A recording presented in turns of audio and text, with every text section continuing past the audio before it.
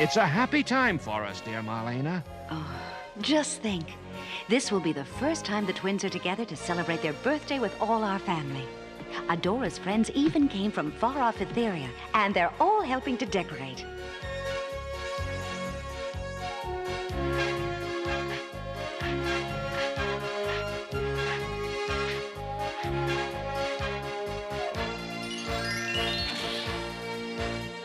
Oh, Perfuma, thank you. They're beautiful.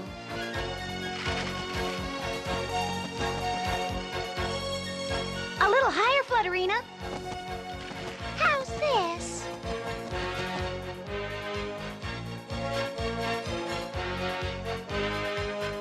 I think purple would look good up there, Peekaboo. Try it. What a celebration. The preparations have been going on for days. You know, it reminds me of how we used to get ready for Christmas at this time of year. Christmas? What's that? An Earth holiday? A very special Earth holiday. I wonder where Adam and Man-at-Arms are.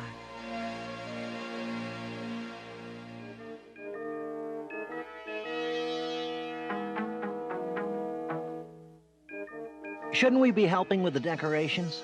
In a minute. We're almost finished here. You know, if it works, this little sky spy will give us a complete picture of Skeletor's every move. Interesting. Think I'll take a look.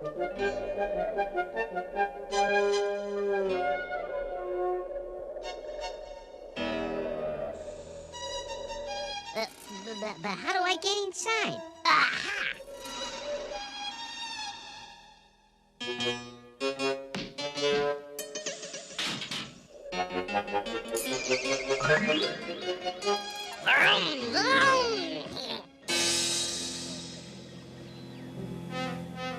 All right, Adam, I think we're in good shape for tomorrow's flight. All systems on.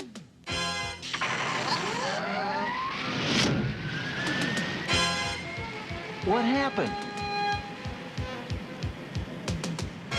What did I do? Switch off the rockets. I can't. The controls won't work. Something tells me I'm in big trouble.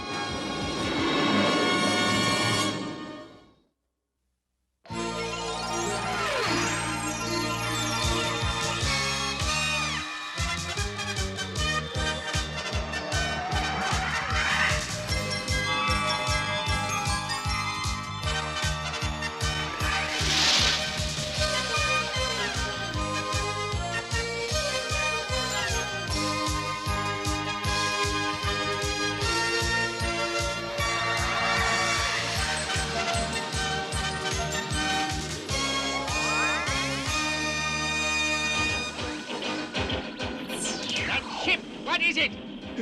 That's a meteor. A meteor? You better have your eyes checked, you lame brain. Watch it, Motor Mouth. Enough. Too bad. Get that ship before it escapes, or I'll put both your heads in orbit. Left it is, sir. To the right. Yes, sir, Skeletor. Left. Right. Oh no! It's the collector and it's chasing me! What's happening? The Sky Spy suddenly took off by itself. Look, Skeletor's going after the Sky Spy. Then He-Man's going after Skeletor. By the power of Grayskull!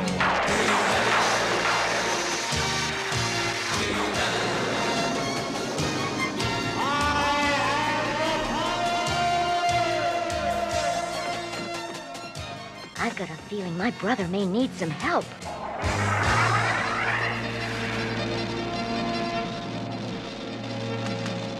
Get it! Scoop it up! You're trying to grab more than you can handle.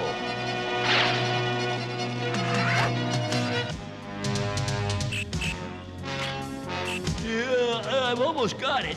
You've almost got it. I've almost got it. Oh no!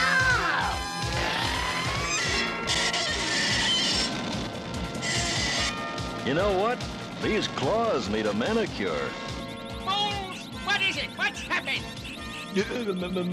Master, it's He-Man. Quiet. He'll hear us.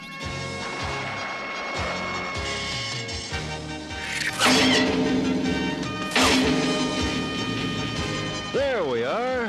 Claws to paws. Use the force belts. Don't let him get away with it. Yes, Master.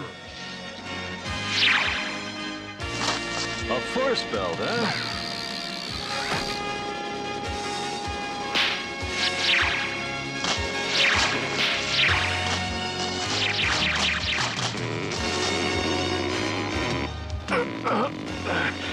Uh-oh, there are too many of these things. Looks like you need a hand, brother. Sis, just in time, as usual.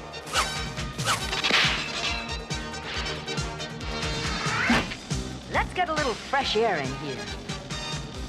Ready? 1, 2, 3!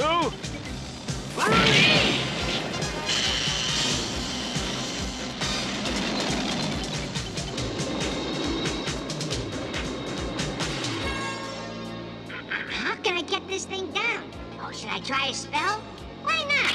Sky spy, sky spy, skippity skate, take me down to someplace safe.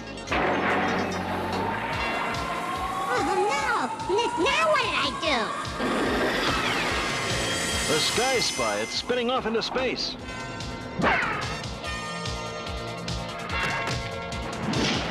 They're getting away. What are you doing, Ratlaw? He-Man ruined our controls. The automatic pilot is taking us back to Snake Mountain. What? And take this. I don't need a parachute. That's what you think.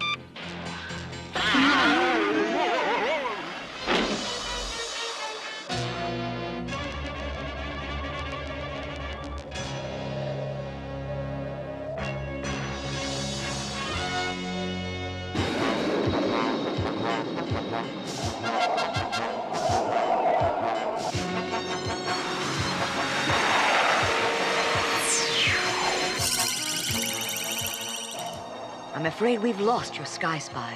Well, it's a good thing nobody's in it. I never should have gotten into this thing.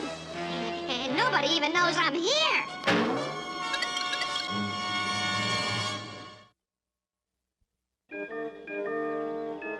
I can't understand how the ship just took off by itself.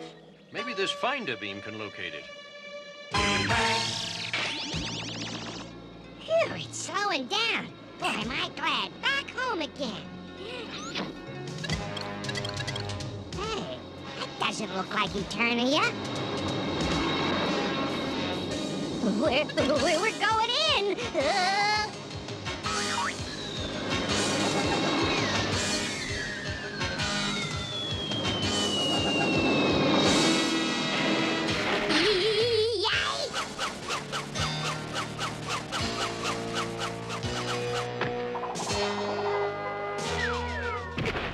Phew, that was close. I guess I should have fastened my seatbelt.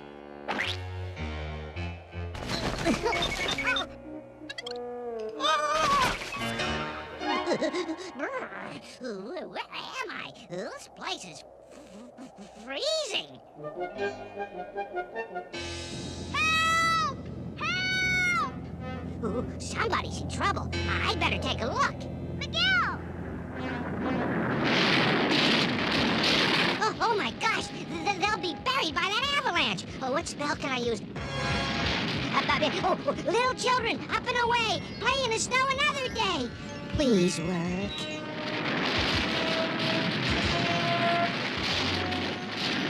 What's happening to us?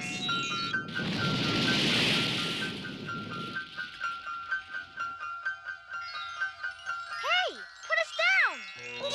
No, don't say that. Oh, too late. You broke the spell. And what are you doing out here alone in the snow anyway? Getting a Christmas tree.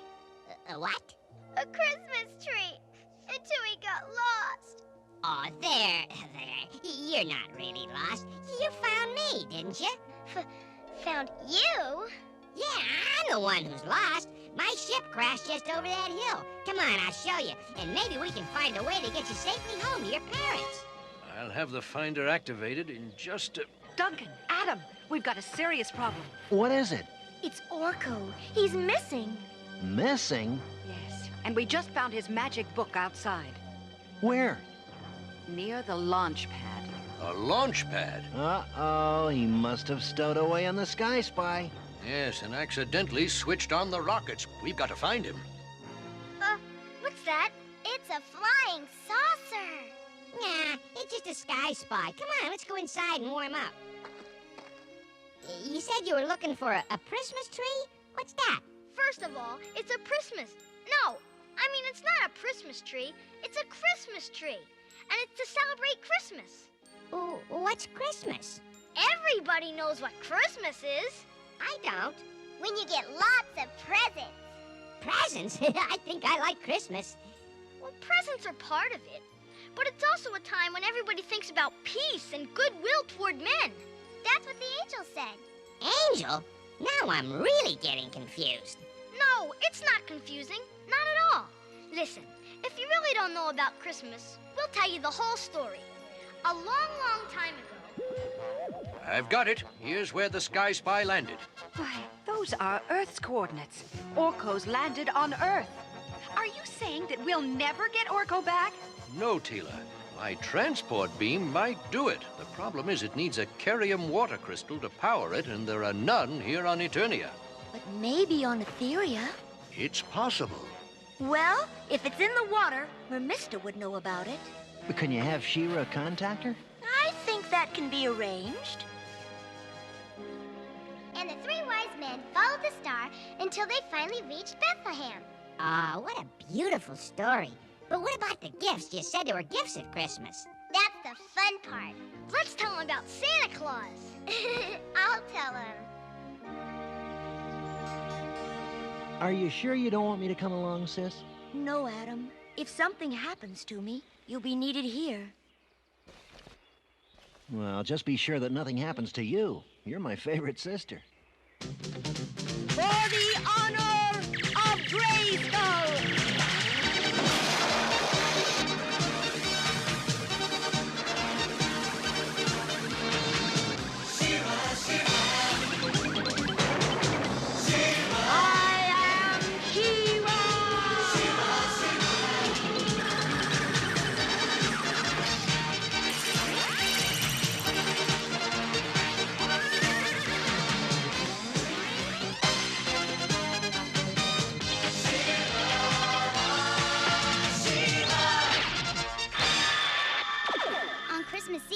Santa hitches up his reindeer and flies all over the world bringing presents to boys and girls.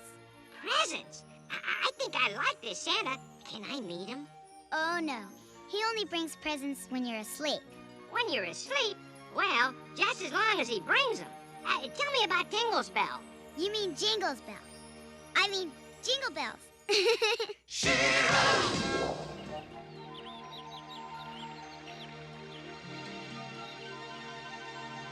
And if we don't find one, there's no way to get Orko back.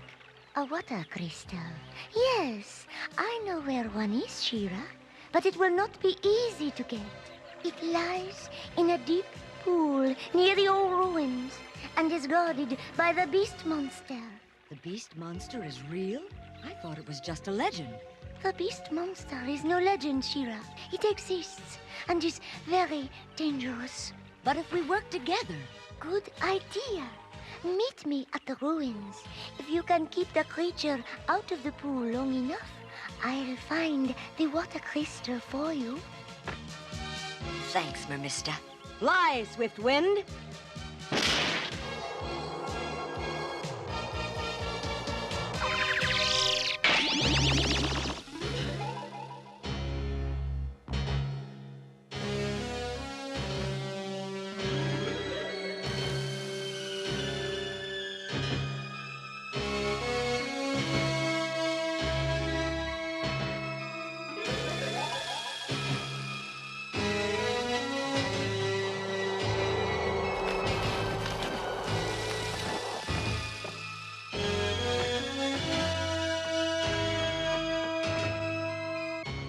So this is the pool of the beast monster.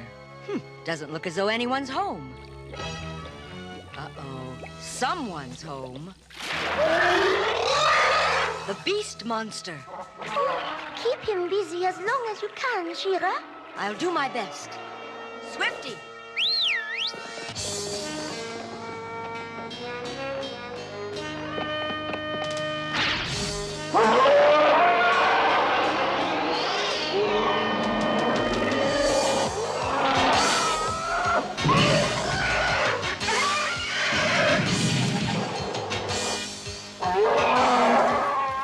Those ruins won't hold him long. Now, where's Mermista?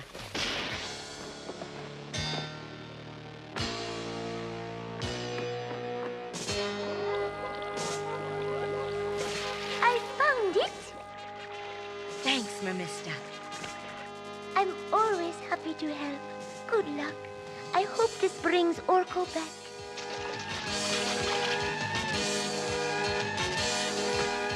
We could never have found it without Mermista. What's that? I don't know, but it looks as though we found something else, too. What are they? Some kind of sensors, I think.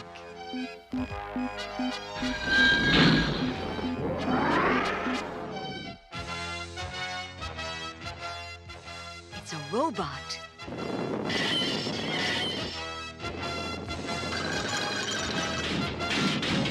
Well, Swifty, now we have to pass those things to get the crystal back to Man-at-Arms.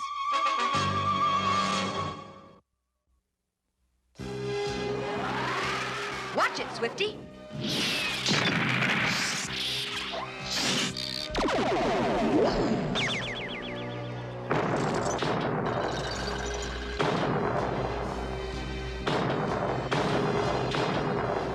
Monstroids, leave her. We must go to Monstroid Central and prepare to battle. They're changing into other forms. What evil robots? Very evil and very dangerous. They're called the Monstroids. Our little friends, the Manchines, once told me about them.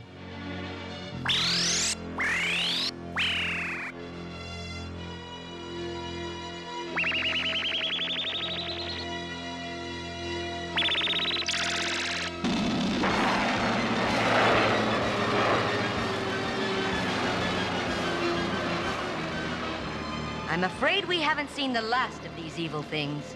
Now, let's get out of here. Sword to flame.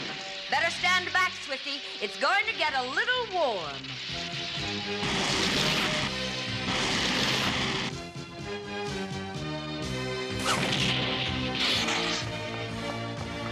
Now let's get the crystal back to Man-at-Arms.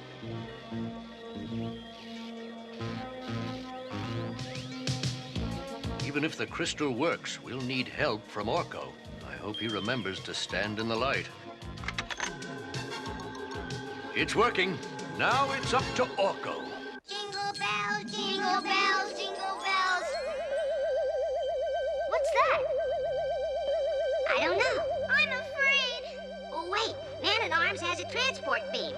Now, what did he tell me? Stand in the light. Orko! Don't be scared, Alicia. I think I know what it is. I hope. All we have to do is hold hands and move over there.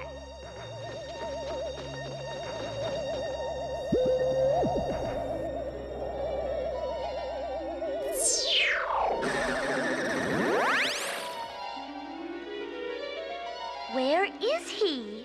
There he is. No, there they are. Orko! Who are your friends? This is Alicia and Miguel. We're so glad you're safe. But what happened? It's a long story, and it all started when I got into the Sky Spy.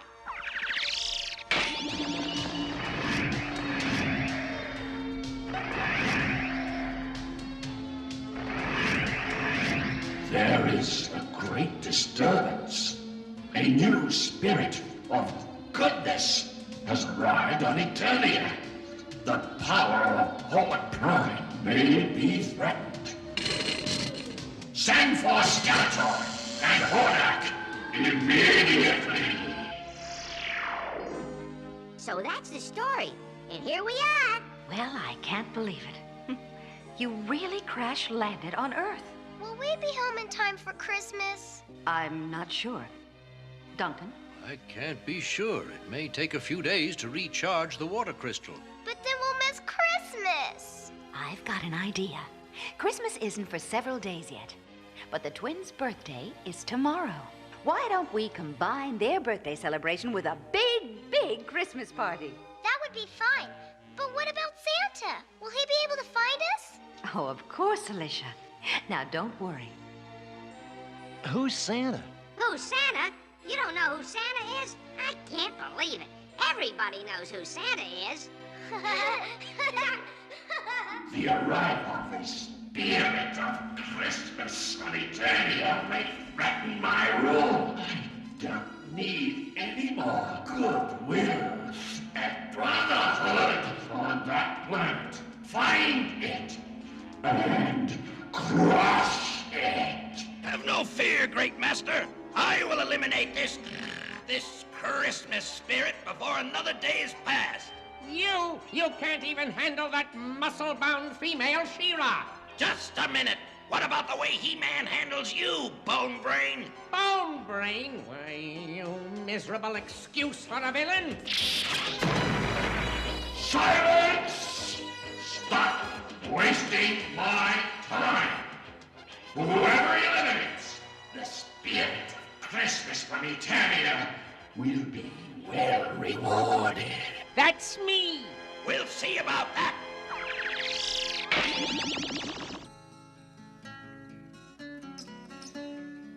Well, Alicia, how do you like it here on Eternia? Everybody here is nice, but I miss Mom and Dad. Oh, don't be sad, children. You'll be home soon. And until then, I'll make it seem like springtime.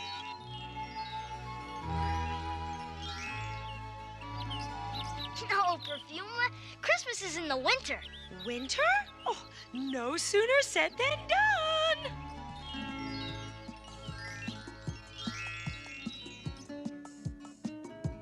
Perfuma, that's wonderful. We've got just the right setting for my new Christmas song.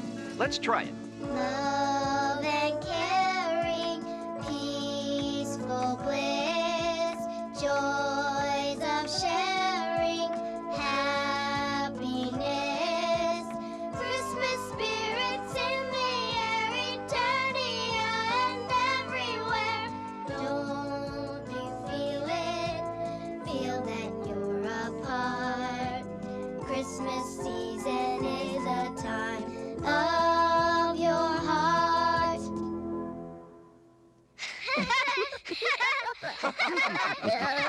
Now that's the Christmas spirit. There they are. Get the tractor beam ready. It's Hordak. Run!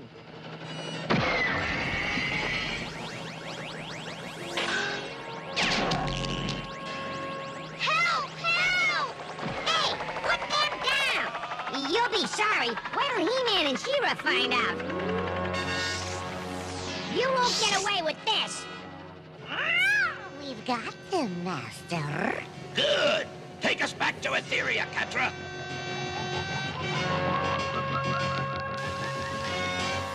We couldn't get to Orko and the children. Hordak was too quick with his freeze beam. Were you able to track him? Yes, in the beginning. But Hordak was taking them to Etheria. I don't know where they are now. Well, the first thing we have to do is find him. Right. Let's check with Peekaboo. Maybe her multivision can help find the children.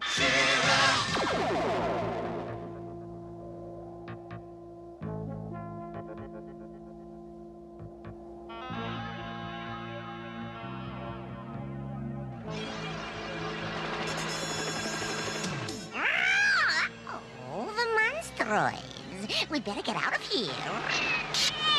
What's going on?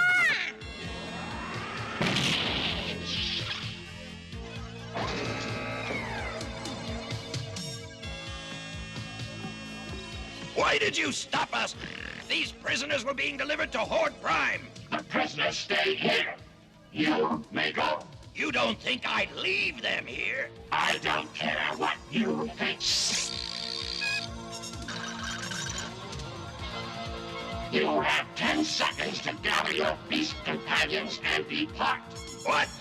No bucket of bolts is going to push Hordak around. 10, 9, 8, 7. On the other hand, I do have some urgent business elsewhere. Just wait till Horde Prime hears about this.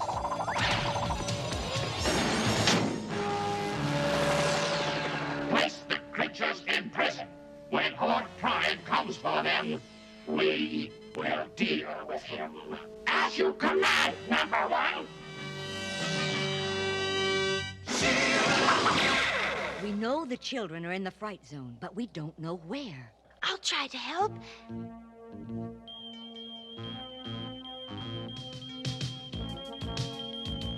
I see them. They've been captured by the monstroids. I knew we'd have trouble with them again. Yes, but the little robot people have gone to rescue the children. Robot people? You mean the machines? Exactly. And they'll need help. The monstroids are very powerful. Don't worry, Peekaboo. We'll cut them down to size. Let's go, sis. This is a pretty mess, and it's all my fault. No, it isn't, Orko. You were trying to help us. Well, I didn't do a very good job. Hello. Who are you? My name's Cutter. What's yours? Well, I'm Orko, and this is Alicia and Miguel. But how did you know we were here? We're the Manchines. The Monstroids are our enemies. Come on, let's get you out of there. But how? The window's got bars. They don't call me Cutter for nothing. Watch. Oh, wow! Climb out, quickly. My cousin's waiting. Who? My cousin. Here he comes now. Boy, he's fast. They don't call him Zipper for nothing. Japan! There's a Monstroid just around the corner. Here we go.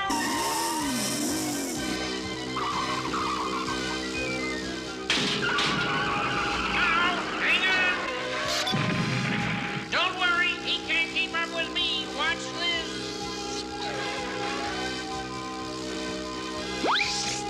Whee! Grab them. I think we've got a problem.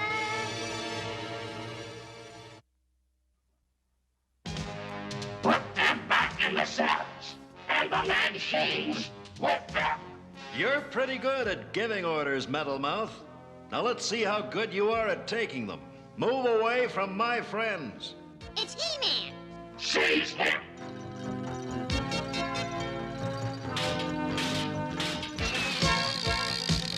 Keep your claws to yourself. Sorry to get you all tied up. The human creature is alone. Teach him a lesson. I think you need a lesson in adding, Ironhead. Sword to lasso. Clumsy, clumsy, clumsy.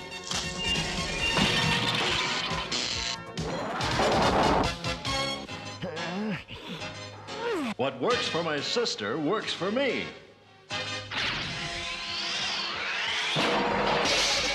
Monstroids! Monstroids! Attack the intruders! Zipper, we better call our cousins. He-Man and She-Ra need help. Right! Orko, why don't you find a safe spot for the children? Right. The odds look a bit uneven. Oh, no, they don't, He-Man. It's Cutter and the Machines. Come on, Cutter. We'll send the Monstroids back to the junkyard. Right where they belong. Let's get to work.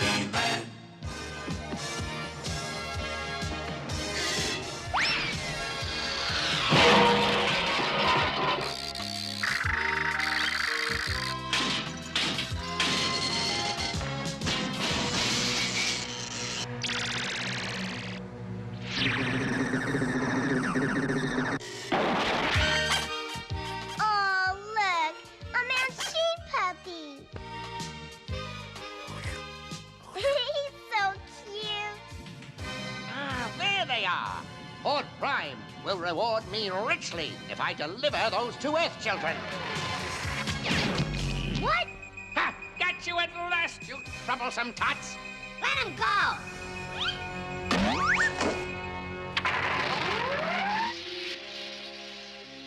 Well, the bigger they are, the harder they fall. Thanks for your help. We... He-Man! She-Ra! Look! Skeletor's taking the kids! We'll see about that. Swift Wind! Oh, no, you don't, She-Ra!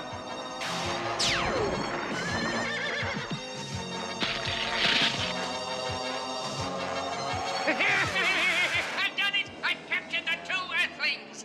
Now, nothing can stop me from delivering them to Horde Prime. Don't be so sure, bonehead. What? It's Horde! Rat him, he wants the reward himself. Well, I'll soon take care of him.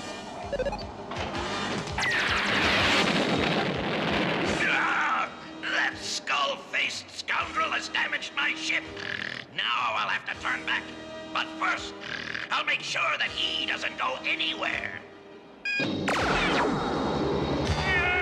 We're going down! I'll get you for that, Horde. We'll have to crash land in that snow. Swift Wind, are you all right? Yes, but where are the children?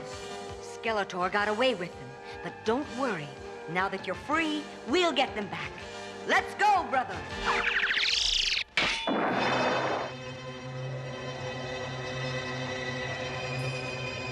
Drat that Horde! He'll be back with reinforcements.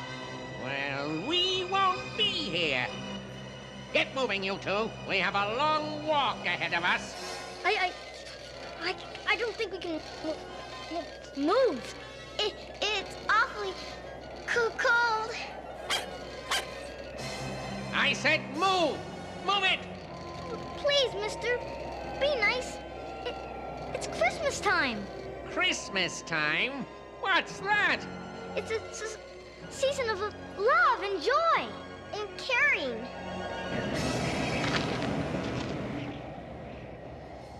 Ah, is that what Christmas is? No wonder Horde Prime wants to get rid of it.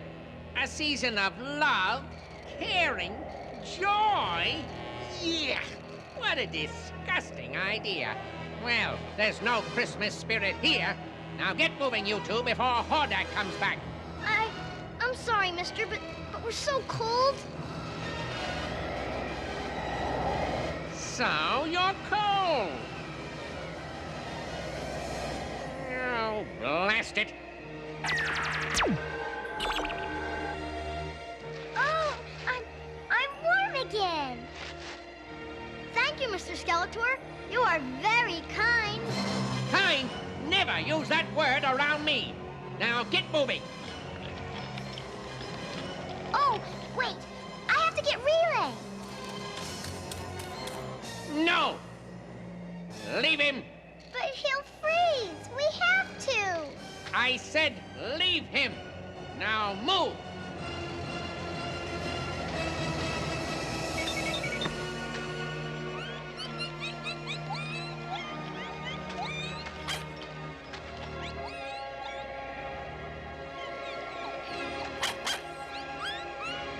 Please.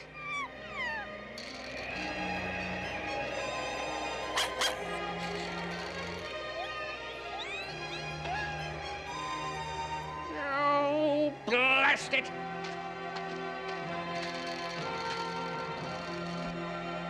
I don't know what's coming over me. But whatever it is, I don't like it. Oh, stop licking my face, you dratted dog. Get away from me. You're drowning me. Get off.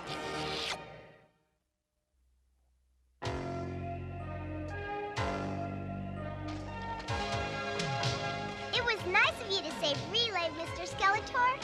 I am not nice. Oh, stop that. Do you want me to hold him? No, we'll go faster if I carry him. But tell me more about this Christmas. Well, it's a time of the year. Everyone has lots of fun.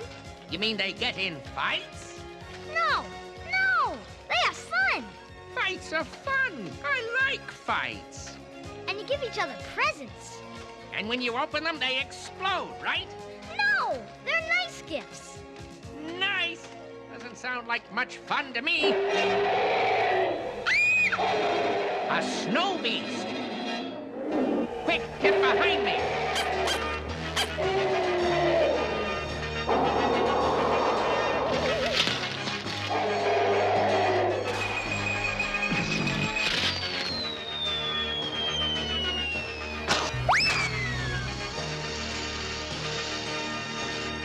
So much for the snow beast.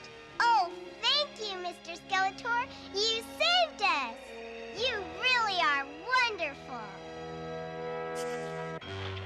Listen, I am not nice, I am not kind, and I am not wonderful. And I'm still delivering you to Horde Prime.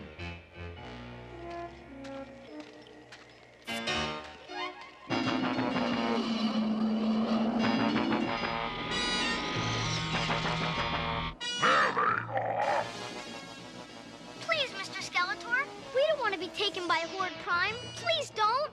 Let him go, Boneface. She-Ra and He-Man, drat! We'll take those children. No, I'll take those children. Hordak, double drat! That's right, Skeletor. I figured you'd show up here. When you two are finished, we'll take the children. Now hand them over. Horde Prime will know who's number one. They're mine, Hordak.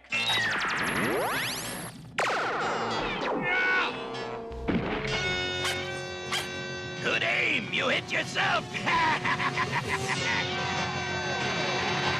Now I'll take those goody goods. Not if we can help it, Hordak. Better get back, children. Orko, go with them.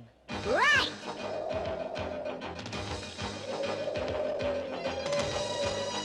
You're not delivering them to Horde Prime. Forget it, He-Man. The little fools are delivering themselves to Horde Prime.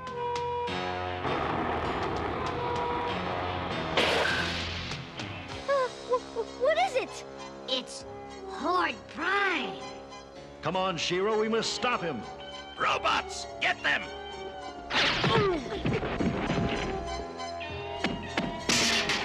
Hang on, Orko! We're on our way!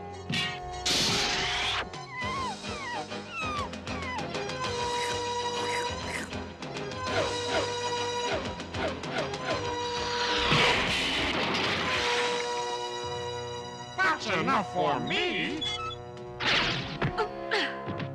Here, catch, brother.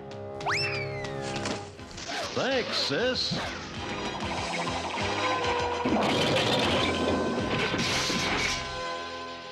Good work, brother. Now let's get the children. Uh-oh. Too late, She-Ra. Horde Prime's got them.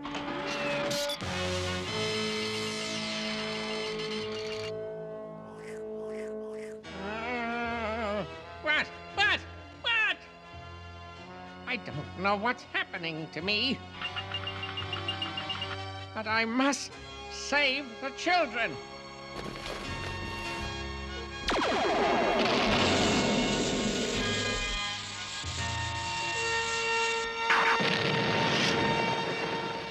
Blast!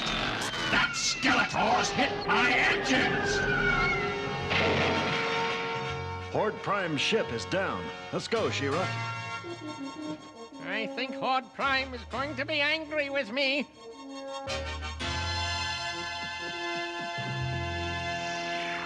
You have made me angry, Skeletor. Very angry, indeed. Quickly, He-Man. Let's send this troublemaker back home. Right you are, She-Ra. Ready?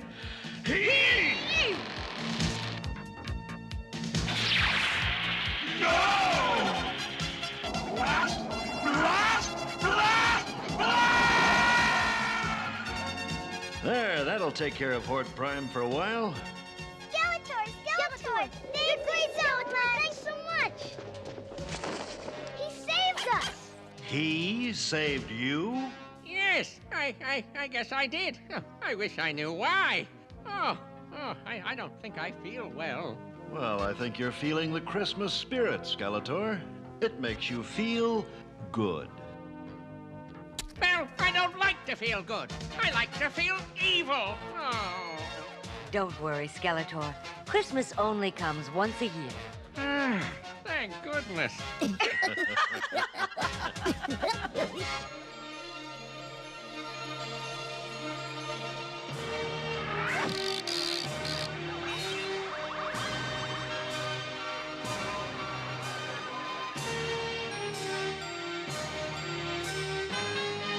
Ho, ho, ho! Merry Christmas.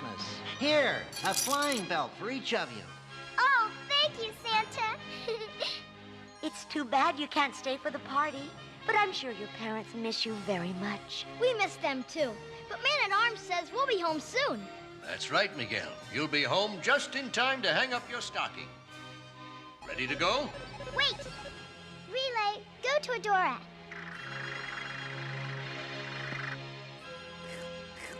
Will you make sure Relay gets back to the Manchines, Adora? Of course, Alicia. And Merry Christmas. Merry Christmas, everyone, and thank you.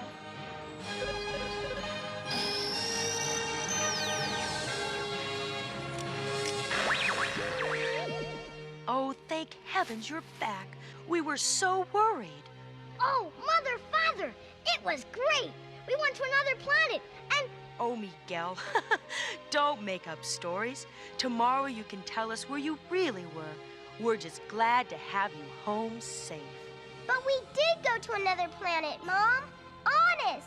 And we met Orko, and Santa Claus gave us these flying belts. Now, Alicia, I don't know where you got those things, whatever they are, but it is bedtime. Okay, Father. Night, and Merry Christmas. Ho, ho, ho! Merry Christmas, young lady. Merry Christmas, brother. Oh, you knew it was me all the time, didn't you? Uh-huh. Well, Merry Christmas, sis. Merry Christmas, everybody.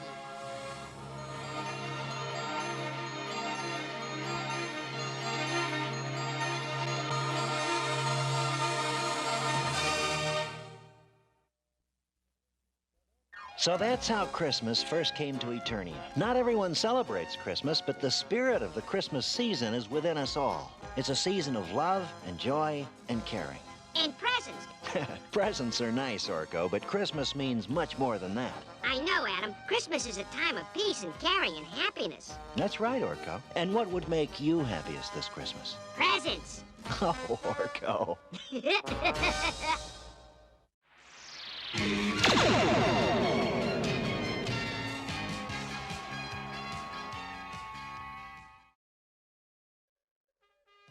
Hello ladies and gentlemen, and welcome to another episode commentary. However, this time it's not simply an episode of He-Man, this time it's the He-Man and She-Ra Christmas special, which, as I only found out last year, was referred to in-house at Filmation as How Christmas Came to Eternia.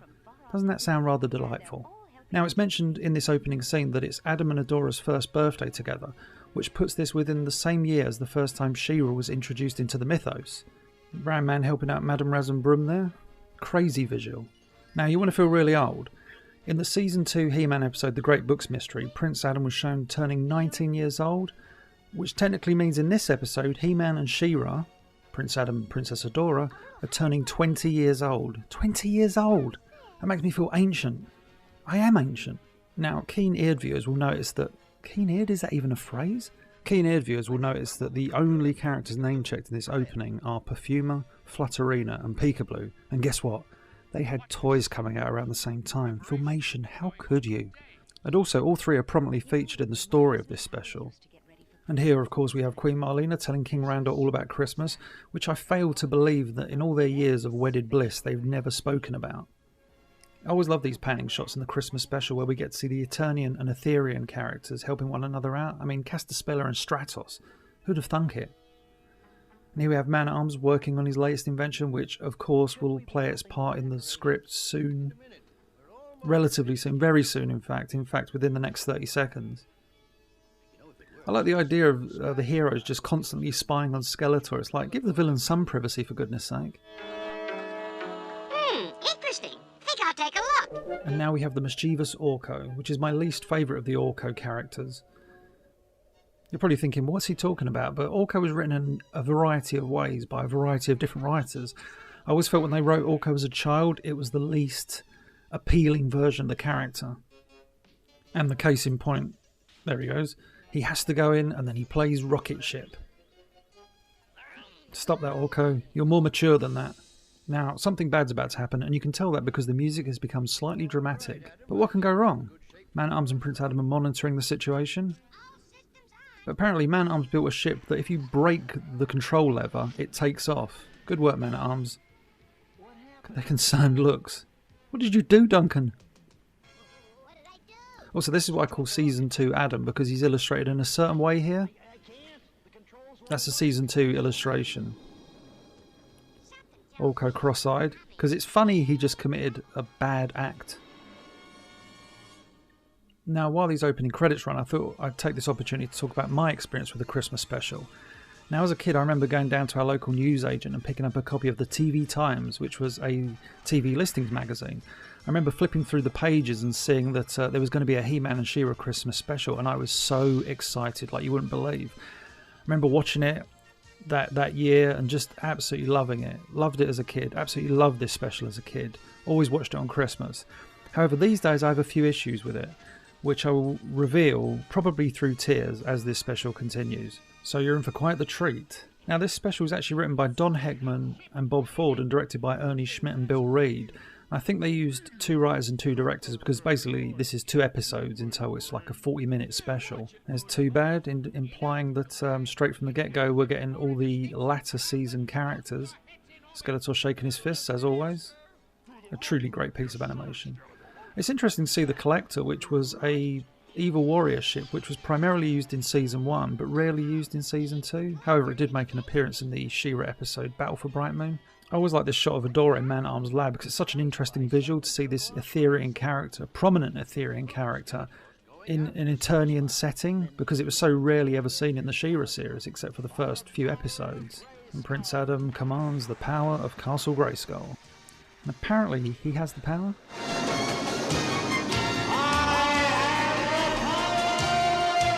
See, I told you so.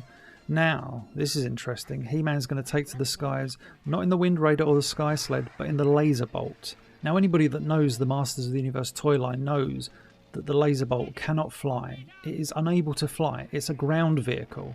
However, I think this is Filmation just giving a nod to Mattel, saying, yes, we'll advertise one of your toys for once. So here we have He-Man in the Laser Bolt, taken to the skies. Now, check out this assortment of villains. We've got Webstor, Ratlaw, Spikor, and Too Bad. Now, Ratlaw's an interesting one because primarily he was a Masters of the Universe action figure. However, he made his appearances in the She-Ra series as a member of the Horde. So why he's showing up as one of Skeletor's evil warriors beats me.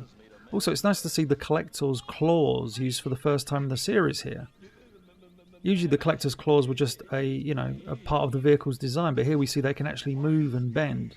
Someone's going to correct me now and say, oh, did you know in episode? And I'll be like, oh, I should have remembered they moved in that episode.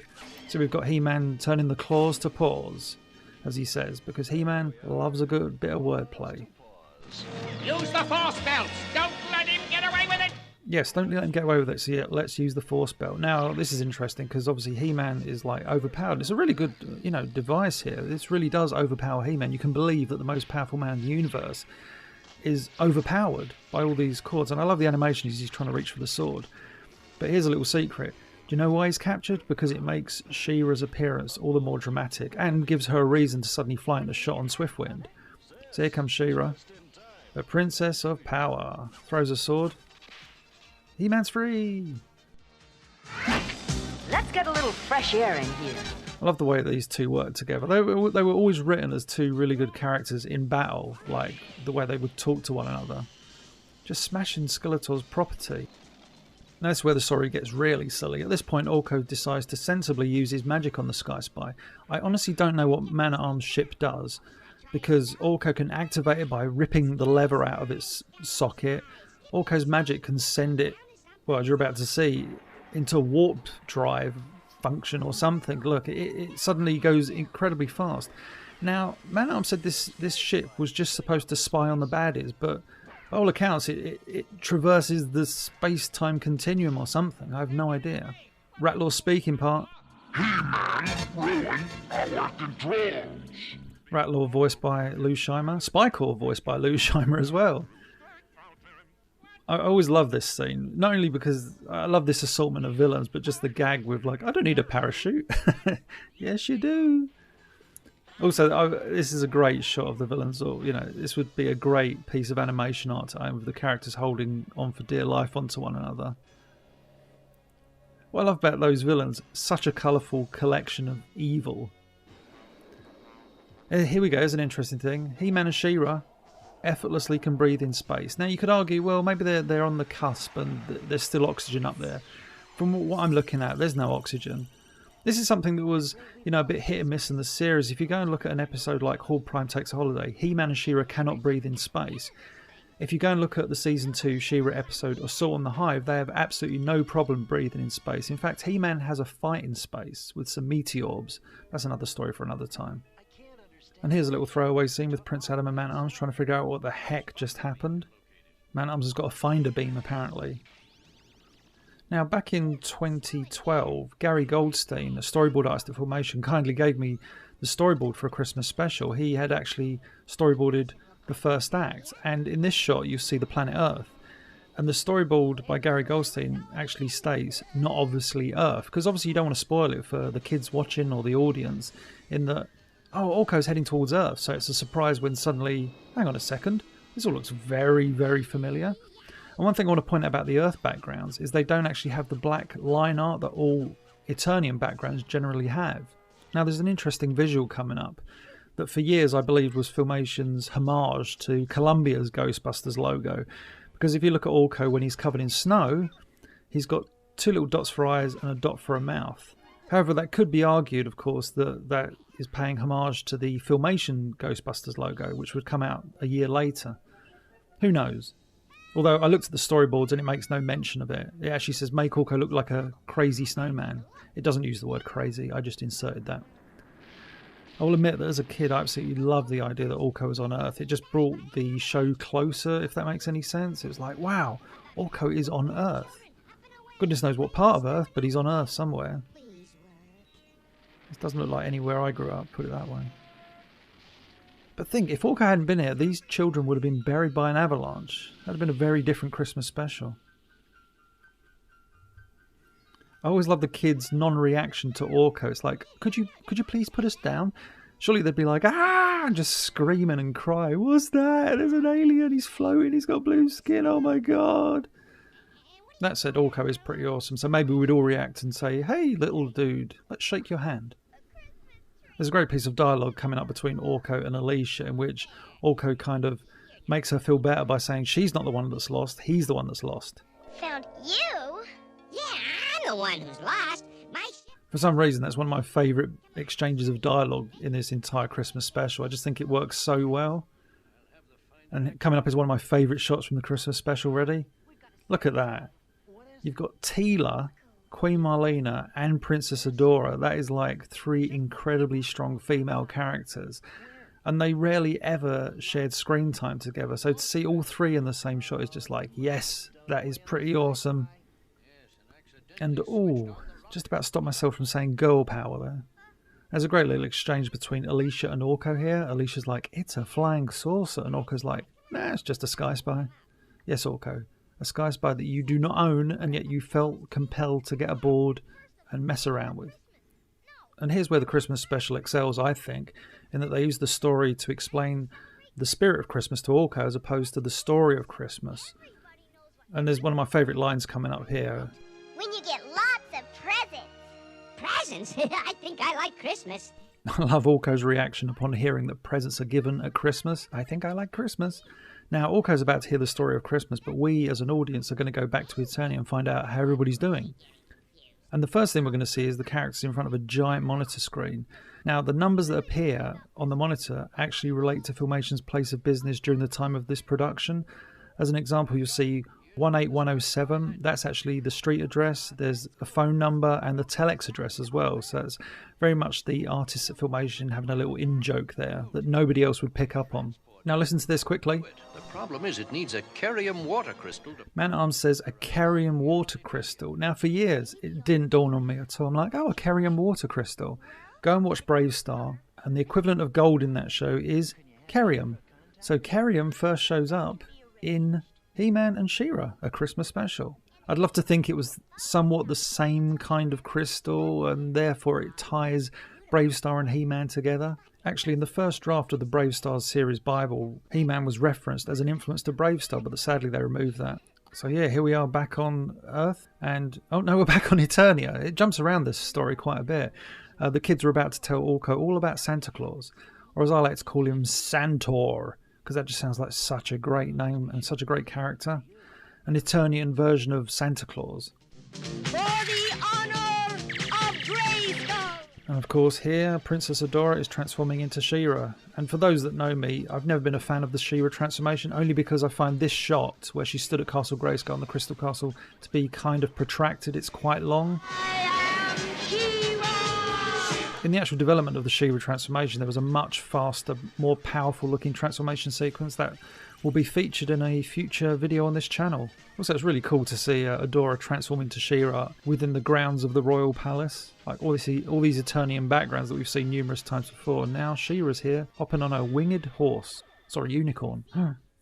And here we are back on Earth with Orko continuing to learn all about Christmas, now learning about Santa Claus. Or as I like to call him, Santor. I'm going to stop talking about Santor, I promise. That's the last one. Last reference to Santor on this commentary. Oh, little trivia piece here. In the storyboards and early character designs, Alicia was a brunette and not a blonde. There's a lot of blonde in this episode. You've got Prince Adam, Adora, Alicia. That's 3. Wow, I've really I've set an example there. And here we are in the Crystal Falls, which would later show up in the Season 2 She-Ra episode. Sorry, the classic Season 2 She-Ra episode, Sweet Bee's Home. It will be the place where Froster begins flirting with He-Man. And here we have Mamista, voiced by Melody Brett. And one thing we should mention about Mamista is she has a French accent. And listen to this piece of dialogue. Ready? The beast monster is real? I thought it was just a legend. Yes.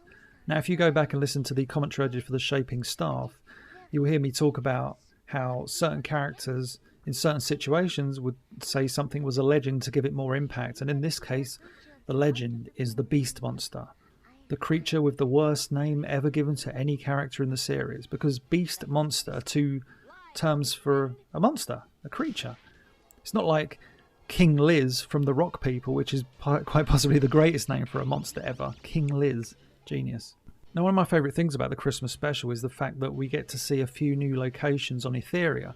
Because one of my criticisms of the She-Ra series is that it very rarely deviated away from the Whispering Woods and the Fright Zone. Every once in a while an episode would go to another part of Etheria, but it was very rare, very, very rare. The series was heavily reliant upon the Whispering Woods and the Fright Zone as story points, as it were. And looking at this location, it's very obvious that the Horde once dominated this place or something, given that it has that polluted sky. The brown and gold colour, which was actually established in the He-Man episode Quest for He-Man, if you go back. Uh-oh. Someone's home. Now, the beast monster. I've always been a bit indifferent to this creature, like I said earlier, a ridiculous name. But I find the design of the character ridiculous as well. Sorry, he's not a character, he's a monster. He's the beast monster, apparently.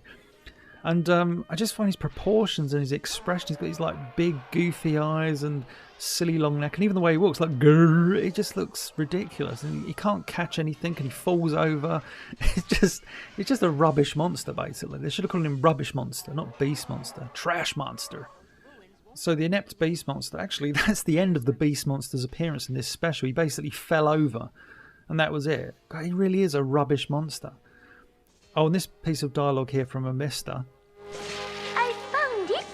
That's my go-to line. Whenever I think of Mamista, I always think of, I found it, in her little French accent. So yeah, Mamista dives into the pool, we presume goes all the way back to the Crystal Falls. So obviously this river or sea or lake or whatever it is connected in some way. Now watch what She-Ra does with the crystal. She kind of places it near her waist and it just vanishes. As a kid, due to poor TV broadcast quality, I honestly thought she popped it down the front of her top. Very strange. And now we have the very, very odd debut of the Monstroid, or Monstroids I should say, as there are many of them. Now the Monstroid was a toy released in the Masters of the Universe toy line. It was a Horde robot creature that could grab action figures in its claws and spin around like crazy. However, for some reason here, the Monstroid becomes the Monstroids, although I like to call them reject Transformers, for reasons that will become obvious very soon. Fade to black. I always think visually the Monstroids are very cool looking, especially for a Filmation series which was always quite simplistic in its detail with regards to character. The Monstroids are very complicated and very detailed. There's a lot going on in them. And they move fairly well as well. As I say that, the character just stomps on the screen where he's clearly been Xeroxed across.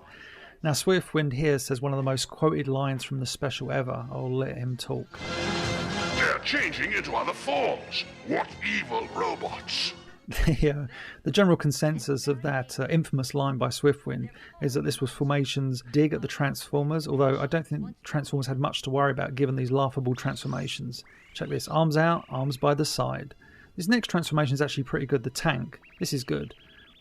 That's okay, the last transformation is pointless. Arms out, legs back, that's it. The character is basically laying down. When he lays down, he is transformed. It makes no sense. So yeah, I think with regards to Filmation, Transformers had nothing to worry about really. I also thought this was a very cool sword transformation. We saw sword to rope. Here we see She-Ra sword to flame, which cuts through anything. And here we see She-Ra performing the famous jump spinning crescent kick, although for years I used to refer to it as a jump spinning roundhouse kick. In my youth I could actually do that kick. I don't think I can anymore. Bad back, bad feet, bad knees. You know how it is. And here we are back on Eternia in Man-at-Arms Lab with Prince Adam, Princess Adora and Man-at-Arms. Man-at-Arms with the Kerium water crystal. Now, this next scene opens up with the kids singing Jingle Bells. But listen to the lyrics very carefully. It's up to Orko. Jingle bells, jingle bells, jingle bells. What version of Jingle Bells has Jingle Bells sang 3 times in a row? None that I know of. Also, this is one of those moments in the script that I think's slightly far-fetched, apart from an alien being on the planet Earth, is that Orko sees a light and suddenly remembers the time Man-at-Arms told him to stand in the light. That just sounds a little bit like, what? Seriously? Maybe it's something else, Orko. And the characters disappear along with the Sky Spy and the Christmas tree. The Christmas tree, I've just realised this second, is the same Christmas tree that appears at the end of the episode. I love Adam's reaction here. There he is. No, there they are. That's really wonderfully illustrated, like his eyes are wide-eyed and he's got that big smile on his face. Oh, if this was season 1 of He-Man, that would be Teela he was kissing. Orko. You bad boy, you. So at this point, Orko proceeds to tell them all about his little adventure, at which point Man-at-Arms should just grab him and say, "What did you do to the Sky Spy, you miserable trollin'?" So here we are on Horde World, the rarely seen exterior shot of Horde World, where Horde Prime dwells. I should point out that I actually own the background for this. It's a long panning shot. It's not me bragging, by the way. At some point I'd like to feature it on the channel. It's interesting to see this background without all the smoke and the effects over it, because you can see the kind of statue from which Horde Prime, we presume, speaks, because we never actually see him. And here we are in the throne room of the Royal Palace. We've got King Randor, Queen Marlena, Man-at-Arms, Teela, Adam, Adora and Orko. It's an incredibly large cast in one scene. What I actually like about this scene more than anything is that Queen Marlena is given some decent dialogue, because as she's from Earth, she knows how important Christmas is to these kids, whereas the others really don't have an idea of it. Maybe Orko does now, since he's been given the entire story and he knows all about Santa Claus.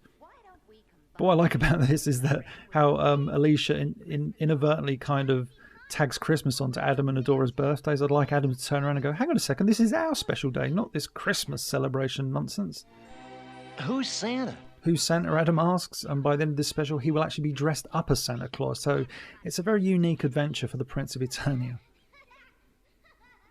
We're back on Horde World, and this is by far the biggest problem I have with the Christmas special, in that we see Hordak and Skeletor summoned by Horde Prime. Now the problem I have with this is that Skeletor, as was shown in the She-Ra episode reunions, defected from the Horde a long time ago. So why is he summoned by Horde Prime to do Horde Prime's bidding? I understand that there's some sort of like rivalry between Hordak and Skeletor, of course. It's a ridiculously large rivalry. But the idea of having them vying for Horde Prime's affections, as it were, just seems ludicrous. There's no point to that. And Skeletor is at his best when he's independent. And oddly, in the second season of She-Ra, Skeletor reappears, and again, he's not associated with the Horde in any way, so I don't know why for this special he had to be associated with Horde Prime. It just seems very strange. I absolutely love this shot of Skeletor and Hordak doing the face-off and then turning to the camera. That's me. We'll see about that. Oh, I promised I'd never do a Skeletor impression again. I apologise. I've just weirdly had a flashback to the 80s. When this was broadcast in the UK, the act break actually occurred after the previous scene with Horde Prime and Skeletor and Hordak. So this would now be the second act in the UK. And until then, I'll make it seem like springtime. Now, I just said I had an issue with the previous scene because Skeletor was working for Horde Prime. This is the scene I take great issue with because this song is just bizarre. And it's the funny thing is, I like the idea of Bo just chilling on Eternia. That's okay. And Perfumer's, I think, an awesome character all round. So this is a really nice visual. But it's the fact they all break into song, which Bo calls his new song. So let's all start singing. Try it. No, I'm not going to start singing to this song. I'm just going to try and figure out the fundamentals behind it. Now, the only explanation I can offer is that this is like a jam session. You know, like back in the day with Paul McCartney, he's sitting in a recording studio somewhere and in walks Jimi Hendrix and they just start making music together, but it's not recorded. It's just them jamming away. So I'm thinking that this is one of those jam sessions. Just Bo picks up his harp, starts playing. They all start coming up with lyrics and that's how it happens. This is the only way I can tolerate this scene. I cannot tolerate Orko and Cal dancing. I refuse to. I'm going to look away. Is it over? It's over, thank goodness. So that's the Christmas spirit. And here comes Hordak's uniquely shaped helicopter. I just called it helicopter. Oh, this Christmas special is clearly sending me mad. And now we see Bo's usefulness, non-existent. But bear in mind, Perfumer stood there where she was. What's Perfumer doing? It's like, Perfumer, do something. Oh no, wait a second. Your power is useless. You know, Perfumer caused Hordak all kinds of headaches in the classic She-Ra Season 1 episode, Flowers for Hordak. You think, Perfumer, just make flowers appear everywhere, all around his ship. But Perfumer does nothing. Actually, I think that's the last we see of Perfumer in the episode. One of the interesting things about that previous scene, and another problem I have with the Christmas special, God, I've got so many problems with this special, is that in the She-Ra series, Season 1 and Season 2, the idea of the Horde travelling to Eternia was like a big deal. There were episodes such as He Ain't Heavy, Gateway to Trouble, and Dark Smoke and Fire, in which one of the main plots was the Horde traversing dimensions, or planets I should say, in order to invade Eternia. However, in this special, it just seems that the Horde can jump around willy-nilly. Like, one minute they're on Eternia, now they're back on Etheria, flying over another new Etherian location, which I presume is Monstroid Central, since the Monstroids mentioned they were going to take the prisoners back there. So yeah, we're on Monstroid Central. So yeah, the idea that the plot jumps around, as do the characters, just doesn't quite work for me. Also, the thing I don't like about this scene is the way, you know, Hordak and the Horde are a pretty awesome force to be reckoned with, but here the Monstroids just make them look like fools. And don't get me wrong, the Monstroids are a really, really big threat. The funny thing about this is, in the Season 2 She-Ra episode, Day of the Flowers, the Monstroids come off looking like fools and Hordak bosses them around. It's a very, very strange contrast when you compare it to this episode. Basically, the Monstroids return and Hordak has them at his command and Hordak's insulting them and the Monstroids come across as fools who can't even climb up one single mountain. There's a great bit of comic animation coming up here. You kind of saw it hinted at there with Modulot, Multibot and Catra. But here we get Hordak doing the Scooby-Doo run, as it were, and it's just time to perfection. He kind of zips out a shot after doing the running on spot. The other thing I just have to quickly ask is, why did the Horde not just take them straight to Horde World? Why did he take them back to Etheria? If he's got to deliver them to Horde Prime, why wasn't the meeting place on Horde World? It just makes perfect sense. And of course, He-Man and She-Ra on Eternia have to find out where the children have been taken. So rather than speak to the sorceress of Castle Grayskull, who pretty much can tell you anything, they travel back to Etheria to speak to Peekaboo. Well, actually, we presume they've gone back to Etheria because Peekaboo was on Eternia, but Peekaboo lives on Etheria, and she's clearly in some sort of palace or castle of her own here. Let's just assume this is Etheria. This is very confusing. So now we hear about the little robot people called the Manchines. Now, the Manchines, that sounds interesting because it's like a deviation of the word machine, but it's got man in it. So Manchines, they sound scary. They sound powerful, man. This is a pretty mess, and it's all my fault. And in fact, we're going to meet the Manchines very shortly. Short being the operative word. You do a very good job. Hello. Yes, here we go. My name's Cutter. What's yours? This is Cutter of the Manchines, voiced by George DiCenzo, who voiced Hordak and Bo, although you wouldn't know it with this character. Cutter's come to save them. And do you know why he's called Cutter? Because he's got saw blades for hands. He's got claws that transform into saw blades. So Cutter's pretty awesome in that sense. Look at that. This next shot kind of creeps me out because Alicia looks terrified and everybody looks wrong. Look at this shot.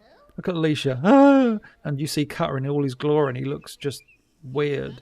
And not only do we meet Cutter, but we meet his cousin, as he calls him, who's called Zipper, who is equally as annoying. I mean, equally as interesting to look at. Here's Zipper. There's a monster just around the corner. He speaks like he's got... he speaks like Buzzoff, actually, although Buzzoff's not annoying and Buzzoff is cool. So anyway, Zipper, because he's fast, you know, basically the clue is in their names. Cutter can cut, Zipper can zip. Also, this scene proves that whilst Cutter is pretty useful, Zipper is absolutely useless, because Zipper, as fast as he is, just drives straight into trouble, as we can see here. Yep, good work, Zipper. You're useless. There's an opening piece of dialogue here in the next scene that I always used to think said something else. Ready? Put them back in the cells, and the Manchines with them. I actually thought number one, as this robot is called, actually said, and the Manchines, whip them. I thought, wow, they're going to whip the Manchines. That seems awfully harsh for a kid's cartoon. He just said, with them. And here's another useful monstroid. This guy actually makes the Manchines look cool. I never thought I'd say that. He's just a long box with claws. Sorry, as I watched this, just realising the ridiculous. And He-Man just ties up his claws and he ceases to function. Teach him a lesson. So He-Man and She-Ra are going to start taking on the Monstroids. I mean, look at these odds for He-Man. He-Man he just tied up one's arms. He could just run through these guys. He-Man lifted Castle Grayskull, for goodness sake. He can do anything.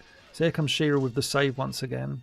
I've always liked this bit of animation of He-Man coming up. He does like a little forward roll. Ready? Watch this. Whee! And then lifts up. Oh, this is of course the robot that has the great transformation, Sleepy Down transformation. So He-Man throws him, crash. There's another one done.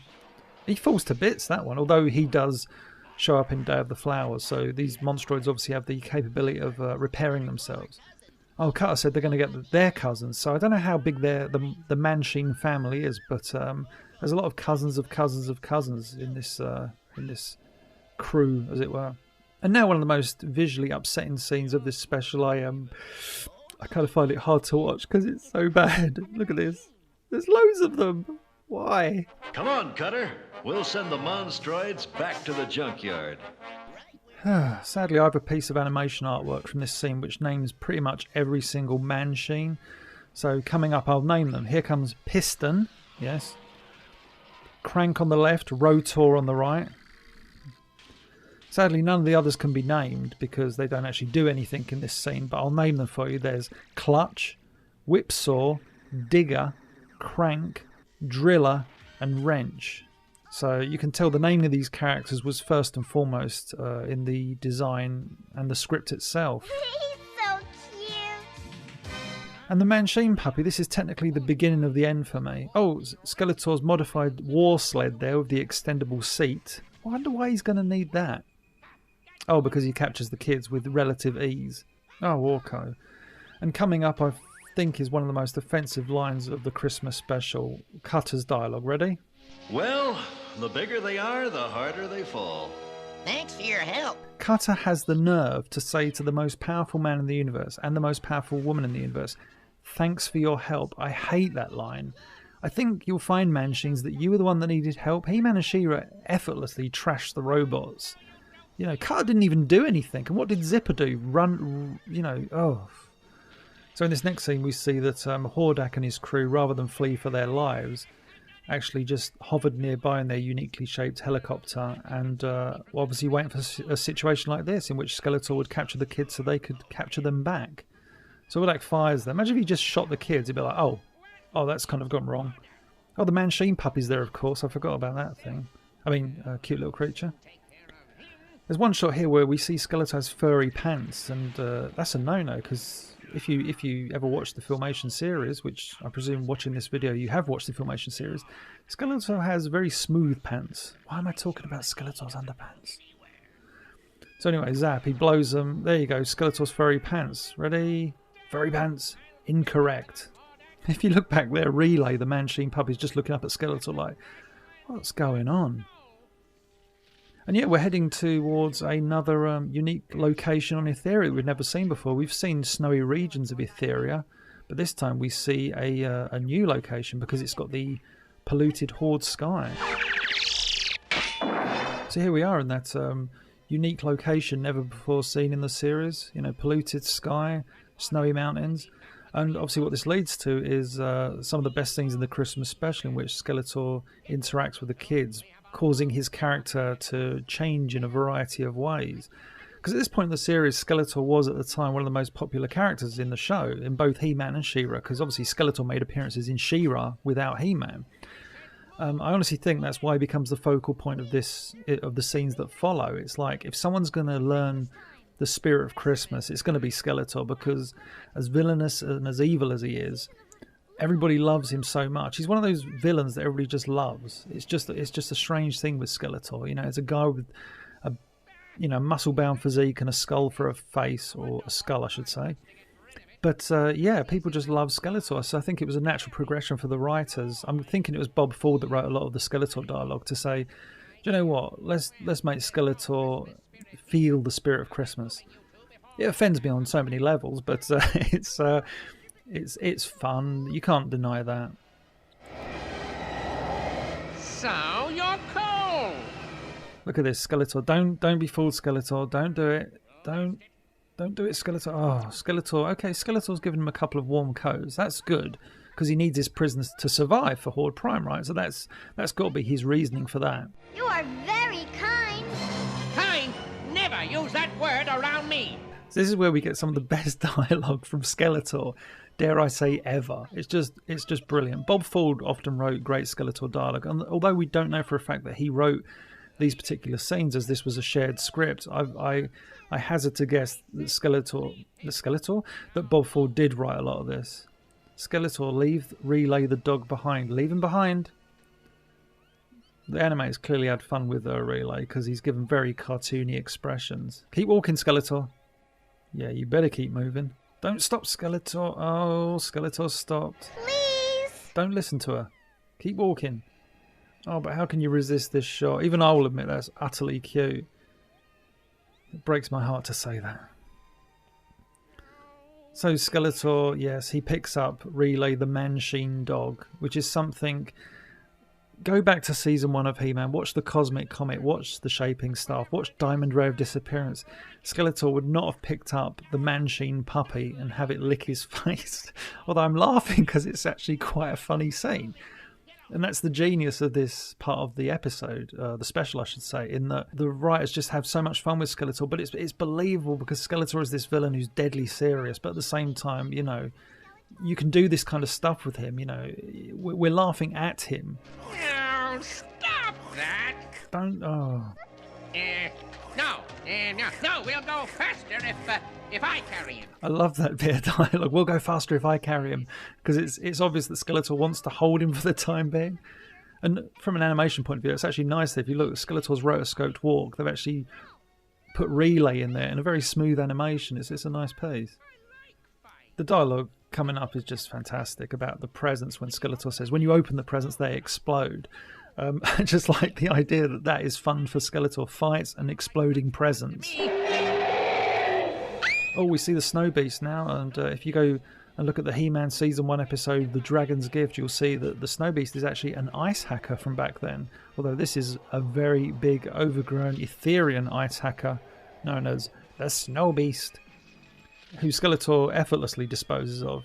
And coming up is quite possibly one of the most infamous scenes of the Christmas special. Be prepared.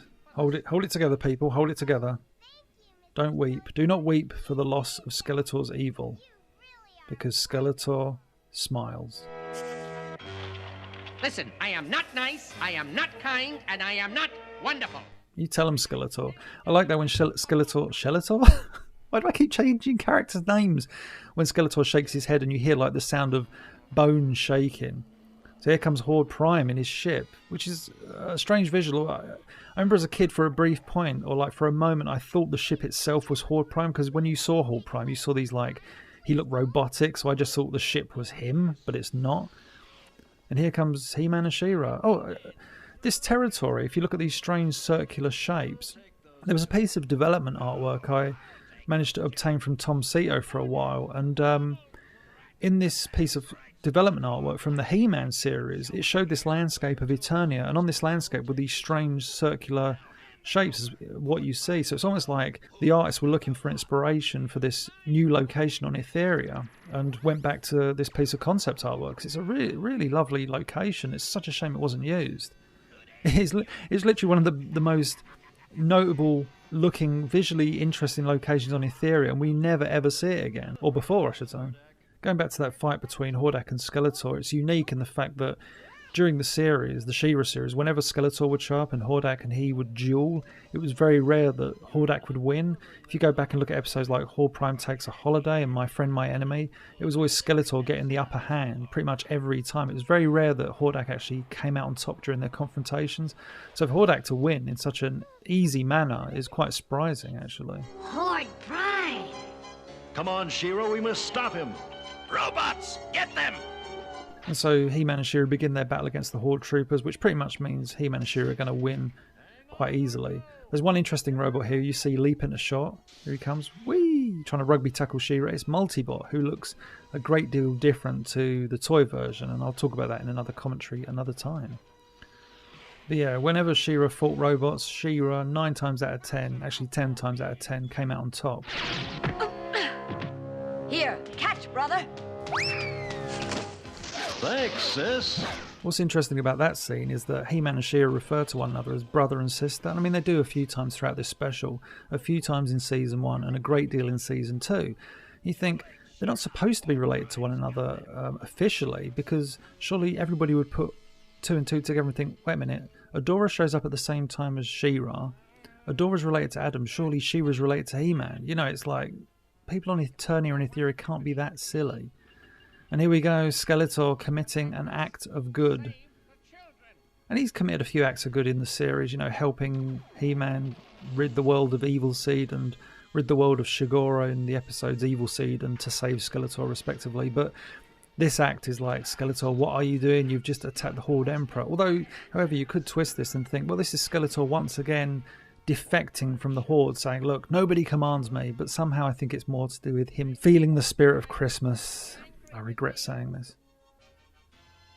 While Horde Prime's down and battered, I should mention that Horde Prime actually shows up a few times in She-Ra's second season, but not only is he given a different voice, he acts very differently as well. Voiced by Lou Scheimer still, and he continues to boss around Hordak, but certain mannerisms and his voice pace are completely altered. It just doesn't feel like the same character. Maybe it's a different Horde Prime. So yeah, He-Man and She-Ra kind of defeat Horde Prime here with the help of Skeletor. There, that'll take care of Horde Prime for a while. And yeah, this final scene, or I should say penultimate scene, I guess, is one of the most, this shot here, it's one of the most annoying things ever. Bear in mind, throughout the He-Man series and She-Ra series, Skeletor is this ever-present enemy. He was responsible for kidnapping Princess Adora, so He-Man didn't know he had a sister for like 19, 20 years of his life. And suddenly He-Man stood next to him. It's like, He-Man, you've been waiting to capture Skeletor. Get him in a wrist lock, get him in a headlock, knock him out even. I know that's quite violent. I apologise for such violent beliefs. But it's like, this is Skeletor. And you're stood there next to him laughing with She-Ra. Look, there, don't laugh with him, He-Man. Just grab him. Knock him out. Oh. So I'd love to know how that scene ended. Skeletor just go, yeah, I'm going to head off now. And here we have the fondly remembered and beautifully illustrated panning shot featuring a plethora of characters. We've got characters like the Widgets, Lizard Man, Zodak, Manny Faces, Driel, Yuccas, Montauk, Seahawk, everybody's in it, and Santa Claus. Santa Claus in Eternia. I told you Santor was real. Santor is here, and he presents to the kids flying bells. So given that they've just received flying bells, belts that actually levitate them, defy gravity and all that, I'd say the kids' visit to Eternia and everything they went through, although it may scar them for life, was incredibly well worth it. At least that's my take on it. So Man-at-Arms just presses a few buttons and he can watch Earth, apparently. The puppy. Oh, I forgot about Relay the puppy. Actually, the Manching puppy isn't in it as much as I remembered. I could have sworn... And Merry Christmas. Merry Christmas, everyone, and thank you. Merry Christmas. Even though I've talked over it a great deal, I should mention that at times the music in this special is really good in the sense that it evokes Christmas really well. It's interesting as well, you know, we watch He-Man and She-Ra, and like this is one of the first times, I think the first time we see Earth clothes and a normal house and normal people, you know. Look at that dude's belly. So yeah, at any point it appears that the Eternians can just turn on a monitor and watch events unfold on the planet Earth.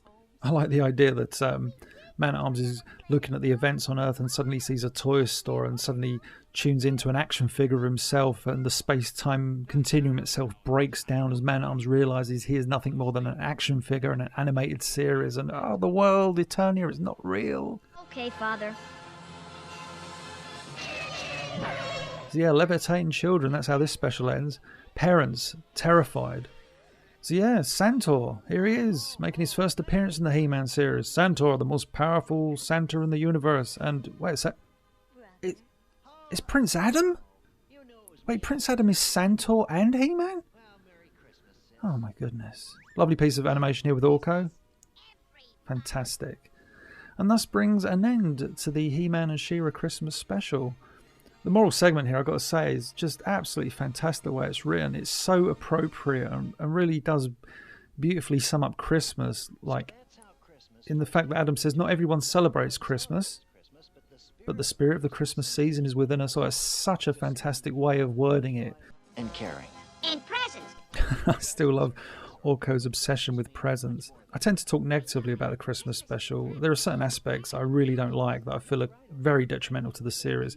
Skeletor's actions are incredibly questionable throughout the special, although he's given reason to change, as it were. But the special does exactly what it's supposed to do. It's supposed to evoke a feeling of happiness whenever it's watched, although I could do without the song.